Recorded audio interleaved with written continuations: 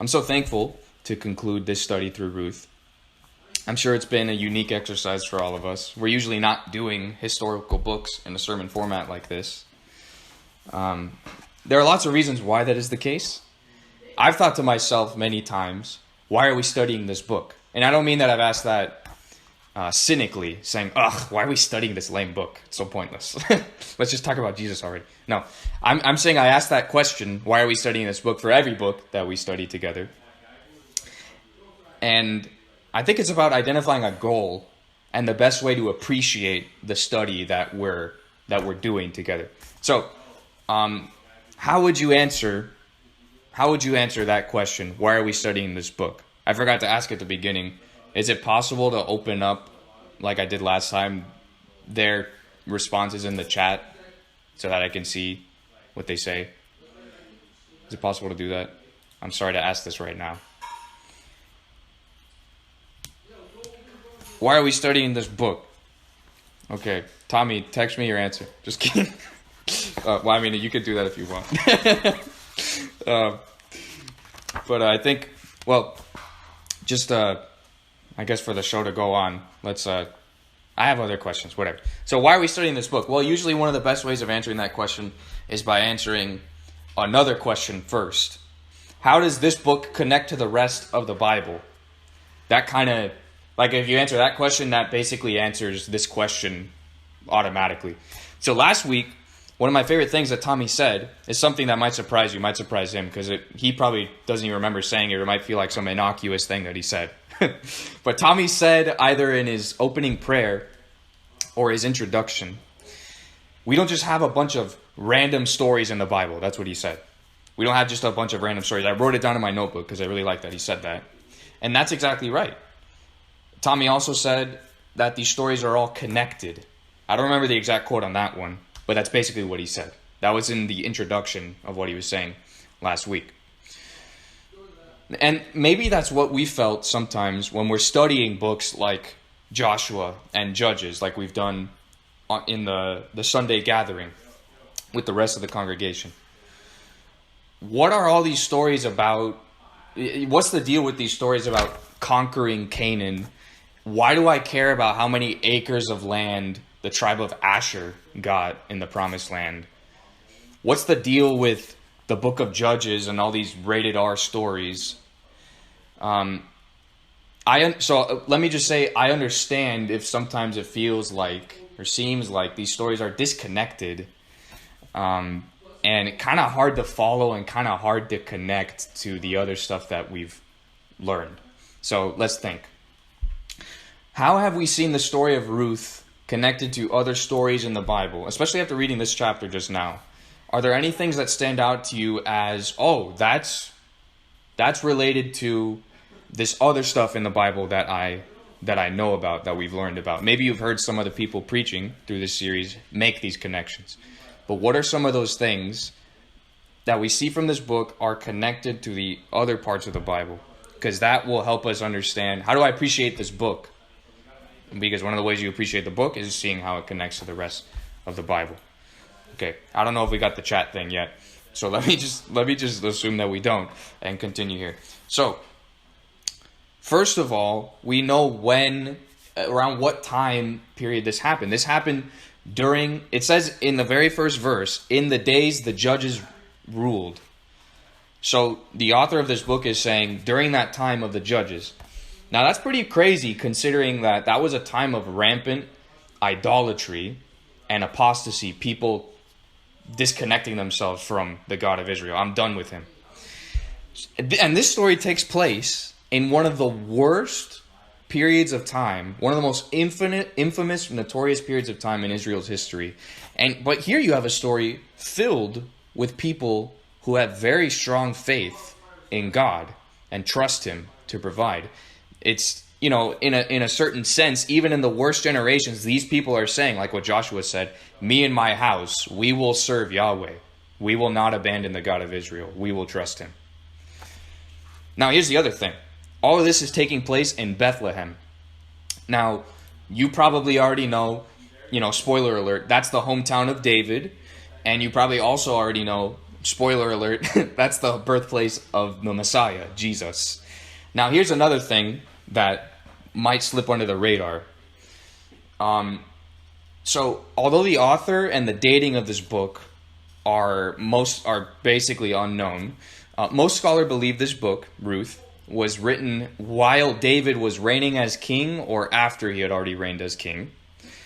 Like during that monarchy phase of Israel. So the people reading this, the first people reading this, they're almost definitely aware of who King David is, like in their time period. So this is like a prequel of sorts of King David's story. His name is mentioned twice in this book. It's the conclusion of this book. Jesse fathered David, the end. But what's the other thing about Bethlehem that's pretty crazy? Well, Rachel, the wife, this is important, I promise you. Rachel, one of the wives of Jacob, whose name was renamed Israel, and she's mentioned in this book too, by the way, in this chapter 4, she, when she died, was buried in Bethlehem. So Bethlehem kind of has like this significant, like if they had a national park or a national monument there for Rachel, it would be in Bethlehem, honoring Rachel, kind of like the original first lady of Israel. She's like the Martha Washington of Israel. Hopefully people know who Martha Washington is. Whatever. George Washington's wife. Also, as we know, there's prophecy of the Messiah being born in Bethlehem in Micah 5. We usually read that around Christmas time. And in the book of Matthew, chapter 1, you have this genealogy. This guy was the father of this guy and the father of this guy. And it keeps going. And you have Ruth and Boaz mentioned there. You have King David mentioned there. And then eventually you have Jesus, the Messiah. So this book is not just some random, Hebrew, cheesy romance story you buy at Redbox or something. This has a messianic purpose. This has a royal purpose. It's like a royal origin story of David. To emphasize the royalty, this is happening in Judah, among the people of Judah. Judah is the tribe of kings. So the redemptive significance of Judah also traces all the way back to Genesis. When Jacob was going to die, he blesses and curses some of his sons, the 12 tribes of Israel, the 12 sons. And when he gets to Judah, he says this in Genesis 49, verse 8. He says, Judah, your brothers shall praise you. Your hand shall be on the neck of your enemies. Your father's sons shall bow down before you. Bow down before you. So royalty. The scepter, that's like the king ruling. The scepter shall not depart from Judah, nor the ruler's staff from between his feet, until tribute comes to him, and to him shall be the obedience of peoples. So right there, Jacob is pronouncing this blessing. It's almost like it's basically a prophecy of Judah. This is what your lineage will be. You will be the tribe of kings. So that's on the Judah, Bethlehem side. Now let's go to Moab. Why do they keep saying Ruth the Moabite? Is it like, do we just say, Jeffrey, the guy, the American Argentinian guy? Like, who cares? Why is it significant to keep saying Ruth the Moabite? Well, if you know about Moab's history, it's a tainted history. It has a tainted origin and it has a rivalrous. They've been rivals with Israel for centuries at this point. Their origins. I'm kind of hesitant to even read this during a youth group, but it's in the Bible, so I guess here we go. Genesis 19. Where did Moab come from? Moab came from Lot. When they escaped Sodom and Gomorrah, God destroyed Sodom and Gomorrah. Lot escaped. His wife turned into a pillar of salt, but his 2 daughters were still there. So they lived in a cave because their city just got destroyed. And the 2 daughters said, let's get with our dad, each of us one night, so that we can have a child and that our lineage can continue. Because there are no men around, so we need to use our dad to have a kid. And one of those kids was named Moab. That's where Moab came from. an incestuous relationship. So already it's a depraved origin. It's a messed up origin. Later on, Israel, when they're in the wilderness, in the book of Numbers and in the book of Judges, there are multiple moments where Moab, the only thing they want to do is destroy Israel. They're trying to curse Israel. In Numbers, the king is trying to curse Israel, so he gets Balaam to do that. That's this really complicated incident. And then in the book of Judges, Moab is a place that enslaved Israel, and God raised up the left-handed guy, Ehud, to go stab King Eglon and leave the sword inside of him. That was Moab that God was destroying. Well, that God was overthrowing in the book of Judges. So that's where Ruth is from. So Ruth the Moabite is that name carries a lot of, none of it's her fault, but I'm just saying that stuff was really, people didn't forget history in those days. People brought that stuff up. So to recap, we know some critical things about how this story connects to the rest of the big story of the Bible. So to give a soft pop culture comparison, it's like if you watch Rogue One, a Star Wars story that has a specific place in the Star Wars timeline. Almost all the characters in that movie are isolated to that movie. And still the characters are doing things that are ultimately consequential and important to the rest of the storyline. But it feels like it's kind of remote. Like it's kind of just in like its own place. And it just has that specific place in the Star Wars timeline. So Ruth, most of the people here are only just mentioned here. But clearly this story has a lot of implications to the full story of Israel. So treating the book of Ruth as just some cute Hebrew Hallmark movie would be like watching Rogue One and saying, who's that guy with the black suit and who does the breathing with the red lightsaber at the end? Who's that guy? Is he important? That's Darth Vader, and yes, he is important. Or it would be like watching The Hobbit and just being like, oh, that's a nice ring that Bilbo has there. It has a pretty cool power. You can turn invisible. I wonder, that's a pretty cool little trinket he got there. And who's that Gollum guy? Whatever. I guess we'll never hear from him again. Or it'd be like watching Avengers Endgame and be like, who's the purple guy? Spoiler alert, his head gets chopped off right at the beginning. So I guess he doesn't matter. No, don't do that with the Bible. The Bible has clear connections that are made so that we can know how to appreciate them. So I'm sorry if you have no idea what I'm talking about with any of those pop culture references. I tried, but whatever. So let me repeat the point I'm trying to make. I was only using those references as examples to understand this. We must understand each book of the Bible, how it relates to the rest of the Bible timeline or the rest of the canon, to appreciate each individual book more. So I'll repeat what Tommy said. We don't just have a bunch of random stories. We have a unified story that leads to Jesus, and we'll get to him. So let's see what the book of Ruth says. Okay. So let me first reintroduce something vital in this chapter. This chapter is about the emergence of the true kinsman redeemer. That's an interesting word. We talked about it with Tommy last time. So let's review what that is. What is a kinsman redeemer? What is a kinsman redeemer? Well, I have this Bible dictionary here, and it says this. The law allowed for a goel, or a kinsman redeemer, to redeem the land of a family member that became poor and was forced to sell it. That's from Leviticus. And this was done to keep the land in the family. The goel also had the right to redeem individuals.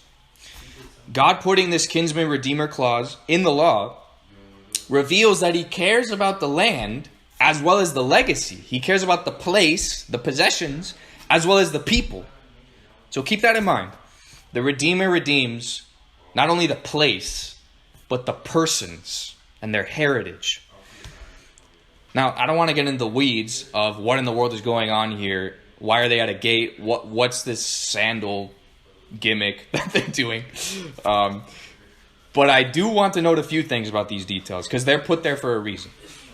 The original readers would have some intuitive understanding as to why these details are mentioned, but still some of these things even needed a little bit of clarification for the original audience. In verse 7, look, the author says, "Now, this was the custom in former times in Israel concerning redeeming and exchanging to confirm a transaction." So there are two reasons the author says that. One, it matters to the story. And two, he knows that the audience probably won't know exactly what's going on. So don't feel bad if you're kind of looking at this and you feel like a foreigner. Because we are. I mean, we are. We're not Israelites in that ancient world. But I guess you could say that kind of puts you in Ruth's position too. You're an outsider. You don't know exactly how all this stuff works. You are just seeking the kingdom of Yahweh, the God of Israel. And you're seeking his blessing. And you want to trust in him. So in that sense, we're in a position like Ruth. So don't feel bad if you feel kind of, out of your depth a little bit. Okay. So let's go to the gate. That's where this starts. The gate was a place for transactions. It was typically, scholars say, the gate is where you have a lot of commerce, a lot of trading, business, all that stuff. It was like the entry to the market of that particular village, because you catch people as they're coming into town. It's like they can't miss you. That way you get the most potential customers, most potential traffic, so on and so forth. The gate was also a place for legal matters. You see that here, that there's kind of a legal authority in this place. It's not like every village had some beautiful courtroom with the Greco-Roman architecture of like a Washington, D.C.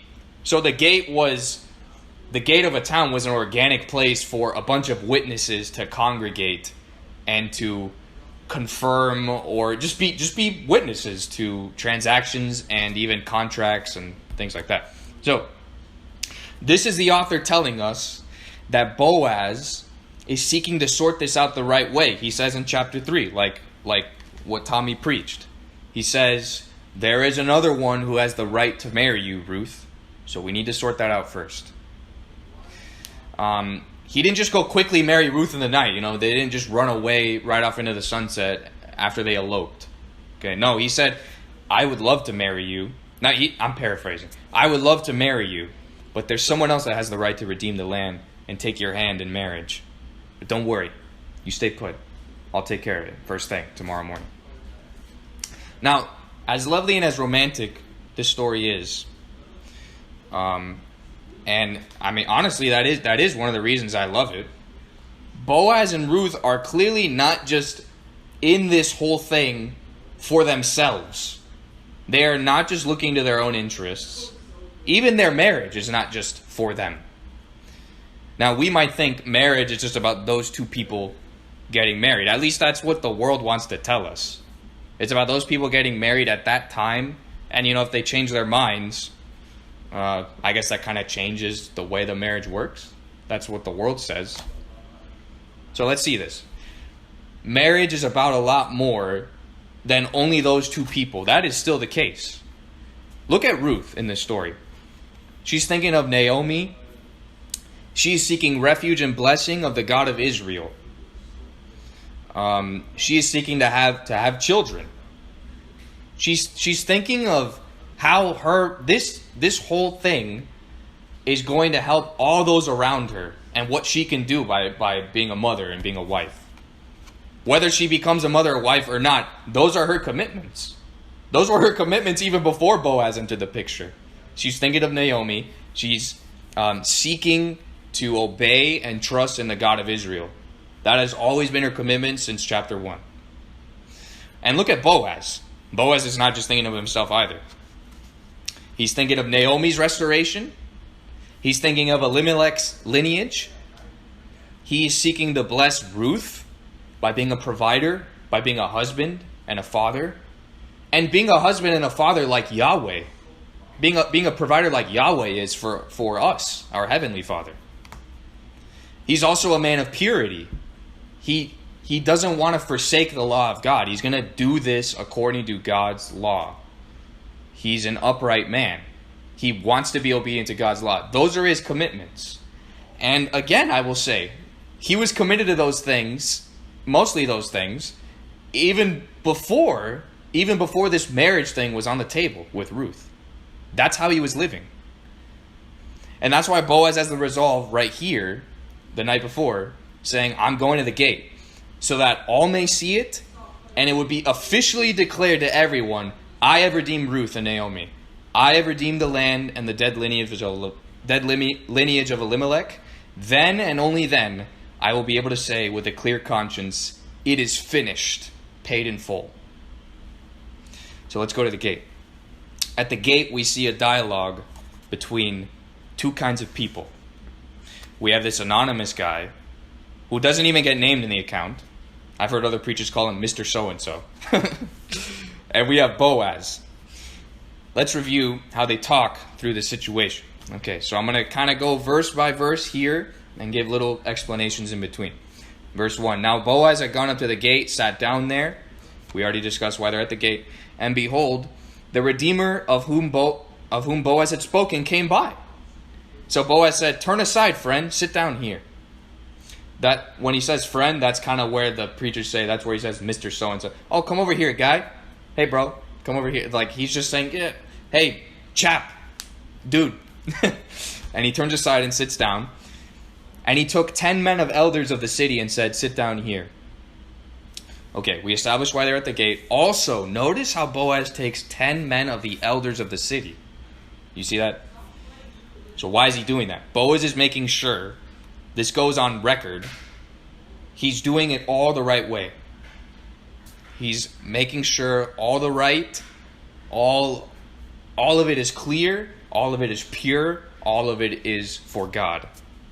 So they sat down, and then he said to the Redeemer, Naomi, who has come back from the country of Moab, is selling the parcel of land that belonged to our relative Elimelech. So I thought I would tell you of it and say, buy it. Isn't that interesting that he's recommending to this guy to buy it?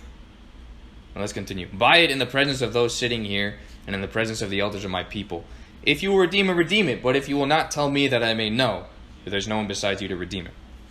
Do you see how Boaz understands how valuable this whole proposition is? It's like he's giving this guy an infomercial. He's saying, look at how great of a deal this is for you. Check this out, bro. You have a great chance here to redeem this stuff. You want to go for it? If not, let me know, because I might go for it. He considers this a privilege and an honor to redeem. To redeem the lineage of Elimelech, to restore Naomi, the land. All of it he views as a great privilege, a great honor. It's a glorious thing to do. That's the kind of man that he is. And so the other guy says, okay, I will redeem it. And at first it sounds like he's saying, sure, why not? Yeah. Sounds pretty good. Yeah, good deal. Let me check it out. But let's see how Boaz follows up. And then we'll see the difference between these two men. We'll see why Boaz has his name in this book and the other guy doesn't get named in this book.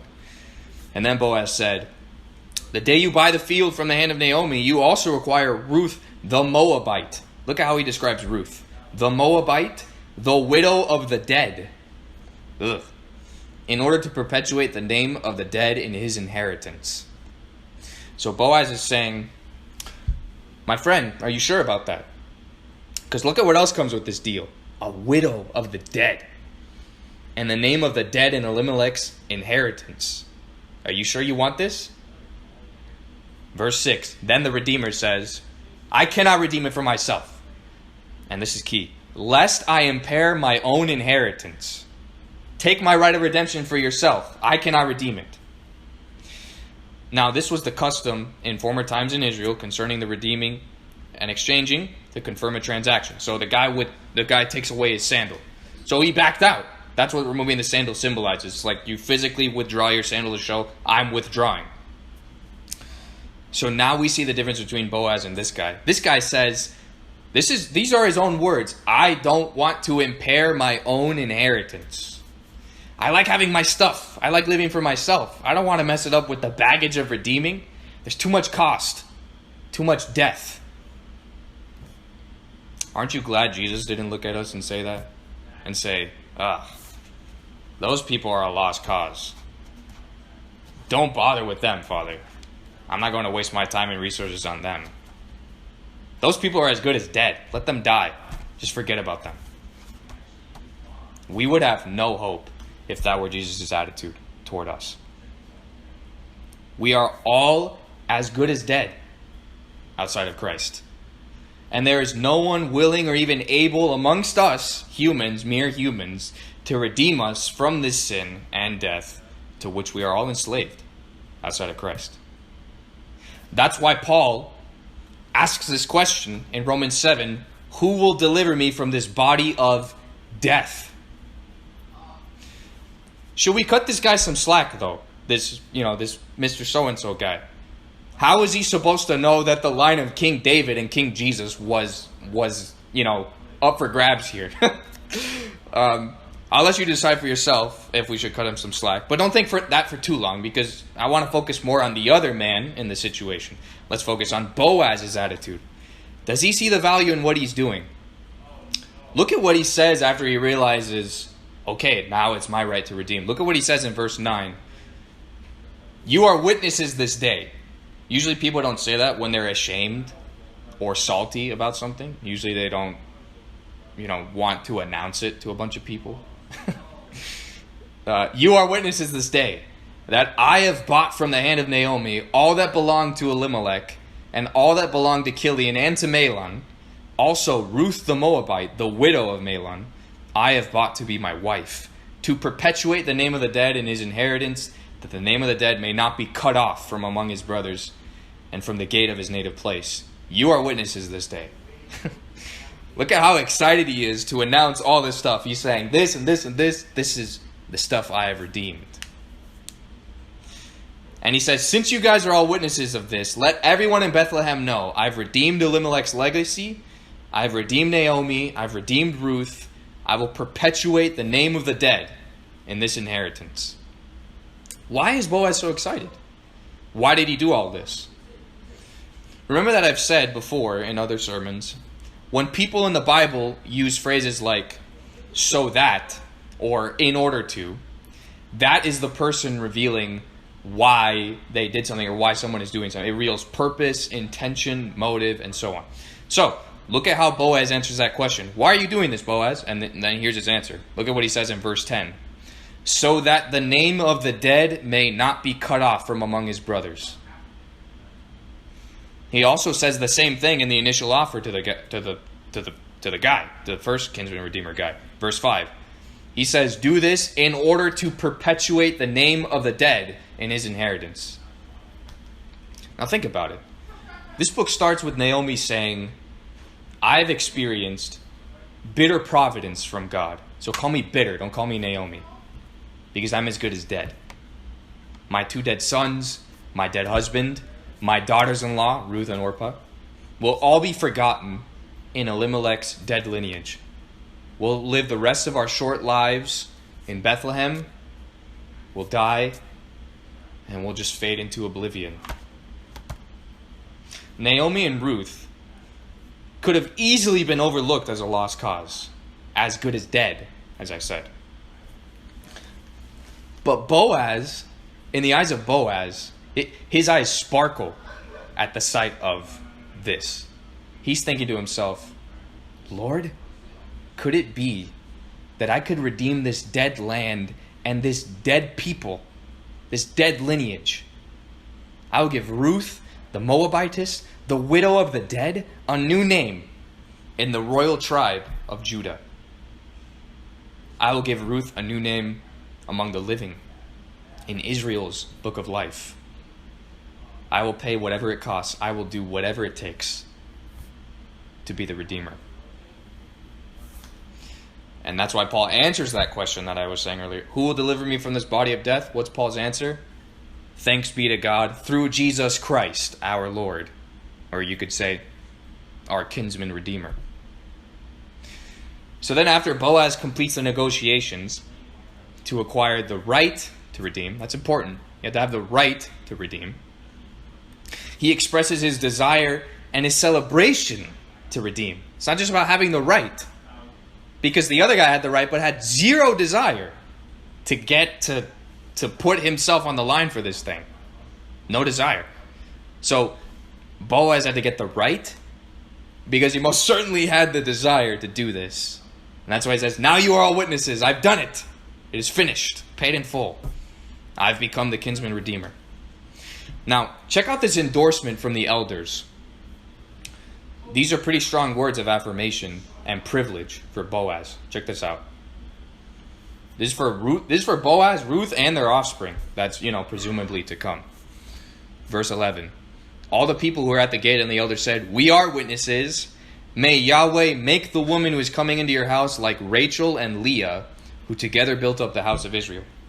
Like I said, Rachel and Leah were the original wives of Israel. The wives of Jacob, the man who was renamed Israel.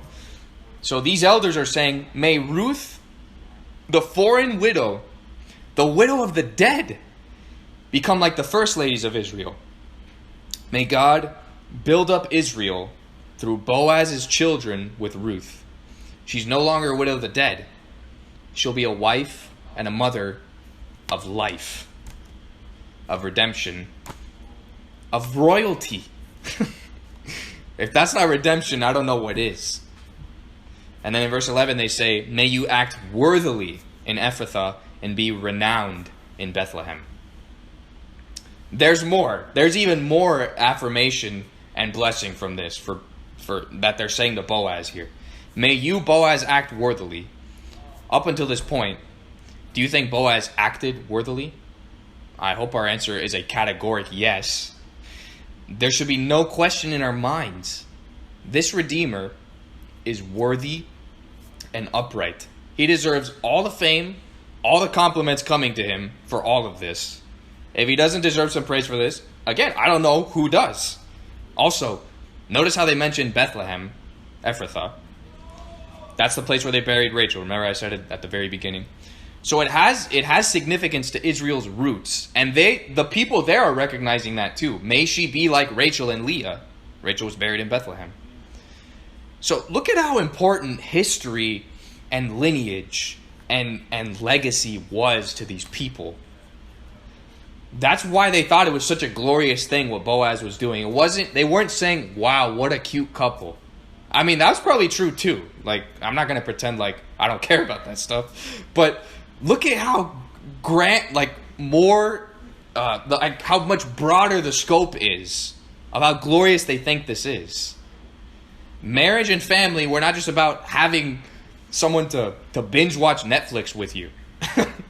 There was and is so much more glory, so much more beauty and power in marriage like this. Verse 12, they say, may your house be like the house of Perez, whom Tamar bore to Judah, because of the offspring that the Lord will give you by this young woman. This is the best part of the whole thing right here, folks. Now we're starting to see why this book is included in the Bible. The offspring that they mention there in verse 12. This won't just be any offspring. Even the elders are saying that. This will be a royal offspring. The line of Judah will continue all the way down to the Lion of Judah. So verse 13, Boaz took Ruth, and she became his wife, and she went into her, and the Lord gave her conception, and she bore a son.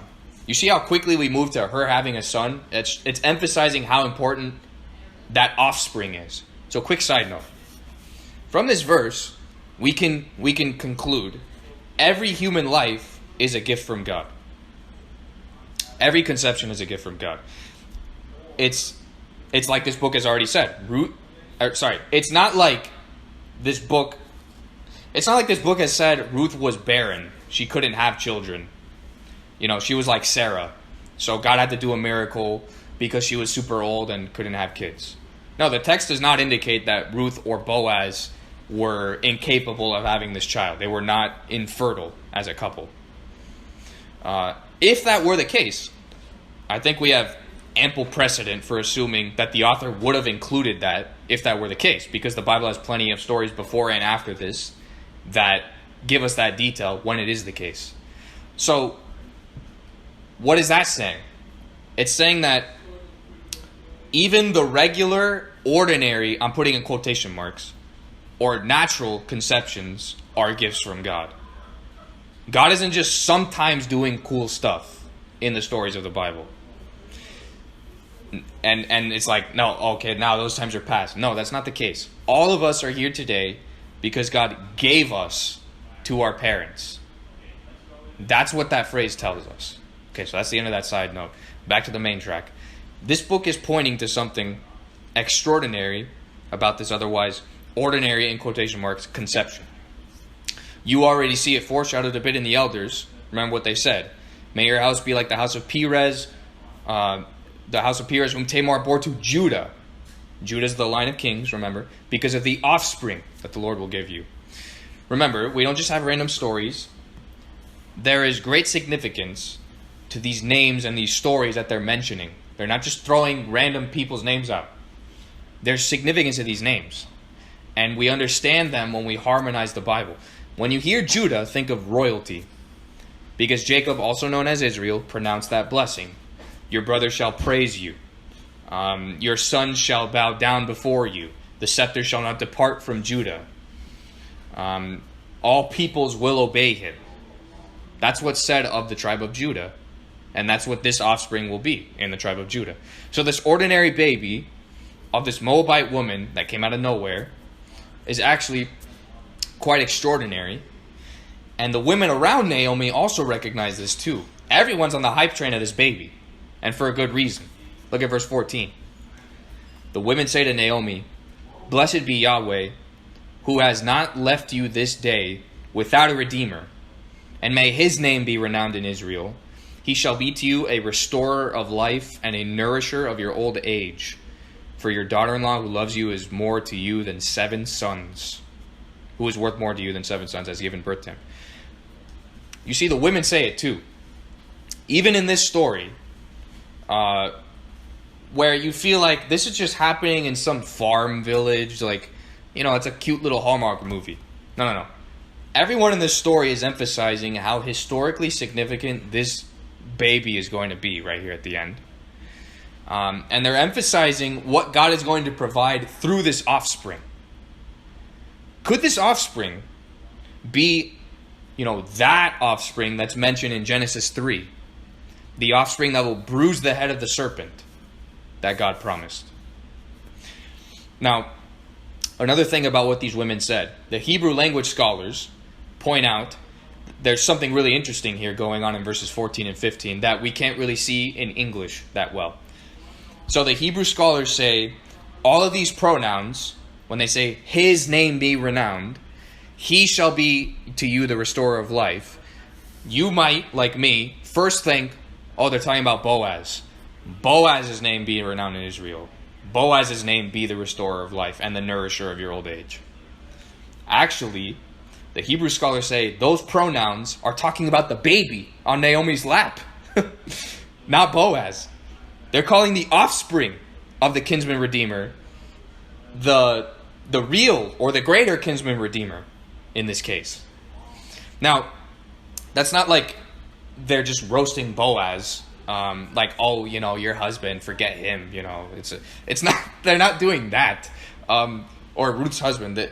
It's they're emphasizing what will be provided through the offspring. It's a recognition and praise of what Yahweh will do with this offspring. It's not a dismissal of Boaz. It's a recognition of the greater thing here.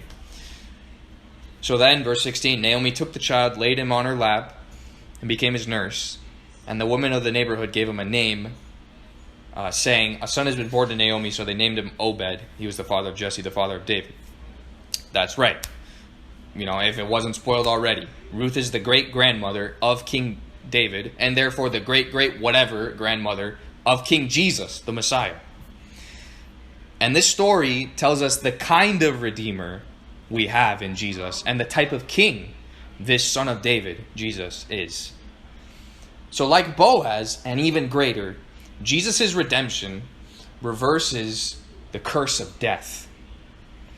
Like Boaz, and even greater, Jesus' kingship is one of total refuge, total provision, total blessing, total intimacy, and eternal life for those who are underneath the shadow of his wings.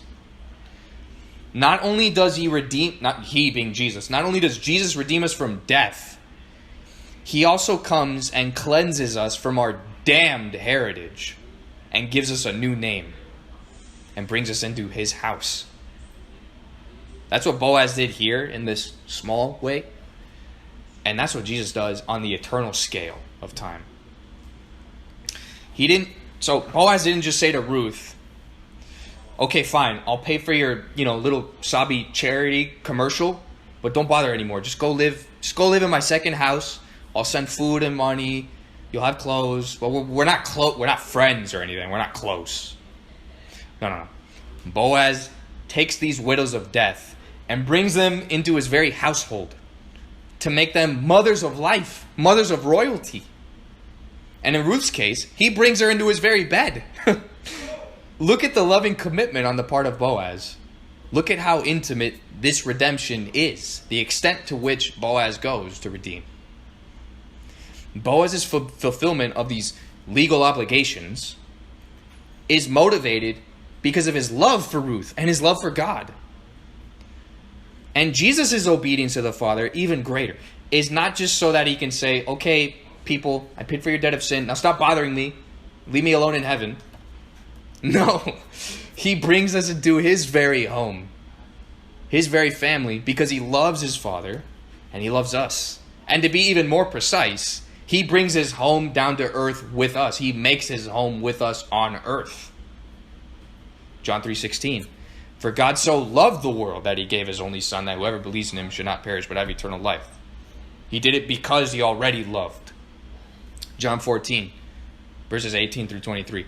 This is Jesus talking. I will not leave you as orphans. I will come to you. Yet a little while and the world will see me no more, but you will see me. Because I live, you also will live. In that day you will know that I am in my Father, and you in me, and I in you. Whoever has my commandments and keeps them, he it is who loves me. And he who loves me will be loved by my Father, and I will love him, and I will manifest my love to him. If anyone loves me, he will keep my word, and my Father will love him, and we will come to him and make our home with him. Boom. Now, thinking back on all the characters and events in this story, let's consider ourselves a little bit. Our faith in God. How this relates to us. Outside of Christ, we're like Ruth and Naomi in Moab. As good as dead. Widows of death. No lineage, no hope, a lost cause. And the only way we will be redeemed is if there is one who has the right to redeem us and the resources and the desire to redeem us. That is Jesus. Hebrews 2:9 says, we see him who for a little while was made lower than the angels, namely Jesus, crowned with glory and honor because of the suffering of death, so that by the grace of God he might taste death for everyone. Ruth and Naomi realized how hopeless they were. And so they lived by faith, trusting entirely in Yahweh, the God of Israel's provision, and the Redeemer that he would provide, even when Boaz was not in the picture. That's what they lived by. That's the faith they had. The God of Israel will provide. And that is how we ought to live as well. Ruth, Naomi, Boaz, the elders, all the women looked forward to this offspring that God would send. This Messiah for redemption. And we look at the same Messiah knowing his name, Jesus, for our redemption as well. Look at what Jesus says in Revelation 1. So John, the Apostle John, begins to have this vision. Jesus is appearing to John, and he's describing what he's looking at. So this is John saying, he says, when I saw him, I fell at his feet as though dead. Interesting, as though dead.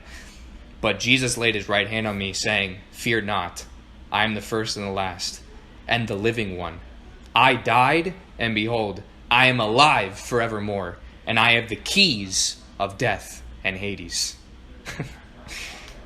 So Boaz saw what glory there was in redeeming the name of the dead. Jesus has truly, eternally done this for all of those who trust in him. We are all doomed for death outside of Christ. But God has provided a Savior for us that has purchased death and Hades. He has the keys to those things because he died. And he's tasted death for all of us on our behalf. And he puts his right hand on you and he says, don't be afraid. I'm alive forevermore. And so you will live. He died once and is alive forevermore. Trust and obey him. And we close with this, saying what the women said. Blessed be the Lord Yahweh, who has not left us this day without a Redeemer, Jesus. Amen.